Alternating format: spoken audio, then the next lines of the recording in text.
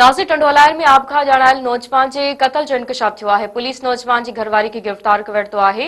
इन हवाले सां अपडेट वठूं था नसीर शाह। नसीर, छा वधीक अपडेट आहे? जी नाज़रीन खे ॿुधाईंदा त राति टंडोलायर बी सेक्शन थाने जी हद अकरम कॉलोनी में आपघात ॼाणायल नौजवान जे क़तल जो इंकशाफ थियो आहे। जॾहिं पुलिस वधीक तहक़ीक़ात बैदि पुलिस मौजूद असां अलादीन ख़ासि केली जी घरवारी रिज़वाना खे गिरफ़्तार कयो शक मूजिबि। जॾहिं पंहिंजो पुछागाछा कई त हुन ॾोह जो एतिराफ़ कयो आहे। जंहिं हुन टिनि ॼणनि सां गॾिजी करे हुनखे रस्ते सां ॿधी पंहिंजो फाहो ॾिनो वियो ऐं बाद में हुनजो लाश जेको आहे सो उते पके में टंगियो वियो आहे। हुनखे आपघात ॾेखारियो वियो। जॾहिं पुलिस मूजिबि त असां औरत खे गिरफ़्तार करण खां पोइ औरत ॾोह जो एतिराफ़ कयो आहे। जेके गिरफ़्तार कयो आहे संदसि घरवारी आहे ऐं हिननि जी 9 महीना अॻु में शादी थी हुई। जॾहिं त पुलिस मूजिबि त अञा असां टिनि ॼणनि जी खे गिरफ़्तार करण लाइ छापा हणी रहिया आहियूं ऐं पुलिस नाला राज़ में रखिया आहिनि। जी